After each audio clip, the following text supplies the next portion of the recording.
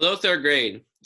We're going to be doing a novel study on Charlotte's Web starting today. So I'm going to be reading a chapter a day, and they're going to have to go in and answer questions similar to what we did for the mouse and the motorcycle. We're going to be reading Charlotte's Web by E.B. White. And while you're listening, I encourage you can do stuff in the background if you like to draw, or if you're doing something, that's fine, because I know staring at a screen could get tiring, a little boring. So you are listening, so it's okay if you would like to listen and do something else, or if you would like to watch, that is fine as well. So we're going to start with Chapter 1 of Charlotte's Web by E.B. White. Chapter 1, Before Breakfast. "Where's Papa going with that axe?" said Fern to her mother, as they were setting the table for breakfast. "Out to the hog house," replied Miss Arable. "Some pigs were born last night." "I don't see why he needs an axe," continued Fern, who was only 8. "Well," said her mother, "one of the pigs is a runt. It's very small and weak, and it will never amount to anything.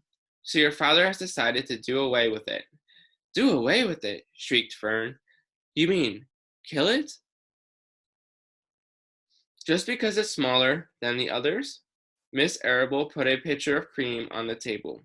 "Don't yell, Fern," she said. "Your father is right. The pig would probably die anyway." Fern pushed a chair out of the way and ran outdoors. The grass was wet and the earth smelled of springtime. Fern's sneakers were sopping by the time she caught up with her father. "Please don't kill it," she sobbed. "It's unfair." Mr. Arable stopped walking. "Fern," he said gently, "you'll have to learn to control yourself." "Control myself?" yelled Fern. "This is a matter of life and death, and you talk about controlling myself?" There's an illustration right there. Tears ran down her cheeks, and she took hold of the axe and tried to pull it out of her father's hand. "Fern," said Mr. Arable, "I know more about raising a litter of pigs than you do. A weakling makes trouble. Now run along." "But it's unfair," cried Fern. "The pig couldn't help being born small, could it? If I had been very small at birth, would you have killed me?" Mr. Arable smiled. "Certainly not," he said, looking down at his daughter with love. "But this is different. A little girl is one thing, a little runty pig is another." "I see no difference," replied Fern, still hanging on to the axe. "This is the most terrible case of injustice I ever heard of." A queer look came over John Arable's face. He seemed almost ready to cry himself. "All right," he said. "You go back to the house, and I will bring the runt when I come in. I'll let you start it on a bottle like a baby. Then you'll see what trouble a pig can be." When Mr. Arable returned to the house half an hour later, he carried a carton under his arm. Fern was upstairs, changing her sneakers.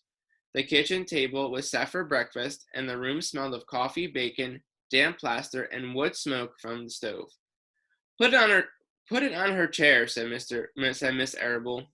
Mr. Arable set the carton down at Fern's place. Then he walked to the sink and washed his hands and dried them on the roller towel. Fern came slowly down the stairs. Her eyes were red from crying. As she approached her chair, the carton wobbled and there was a scratching noise. Fern looked at her father.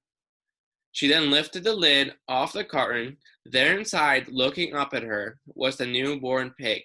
It was a white one. The morning light shone through its ears, turning them pink. "He's yours," said Mr. Arable, "saved from an untimely death, and may the good Lord forgive me for this foolishness." Fern couldn't take her eyes off the tiny pig. "Oh," she whispered, "oh, look at him. He's absolutely perfect." She closed the carton carefully. First, she kissed her father, then she kissed her mother. Then she opened the lid again, lifted the pig out, and held it against her cheek.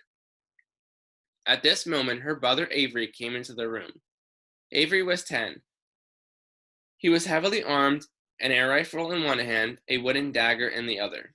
"What's that?" he demanded. "What's Fern got?" "She's got a guest for breakfast," said Miss Arable. "Wash your hands and face, Avery." "Let's see it." said Avery, setting his gun down. You call that miserable thing a pig? That's a fine specimen of a pig. It's no bigger than a white rat. Wash up and eat your breakfast, Avery, said his mother. The school bus will be along in half an hour. Can I have a pig too, Pop? Asked Avery. No, I can only distribute pigs to early risers, said Mr. Arable. Fern was up at daylight trying to rid the world of injustice. As a result, she now has a pig. A small one to be sure, but nevertheless a pig. It just shows what can happen if a person gets out of bed promptly. Let's eat. But Fern couldn't eat until her pig had a drink of milk. Miss Arable found a baby's nursing bottle and a rubber nipple. She poured warm milk into the bottle, fitted the nipple over the top, and handed it to Fern. Give him his breakfast, she said. A minute later, Fern was seated on the floor in the corner of the kitchen, with her infant between her knees, teaching it to suck from the bottle.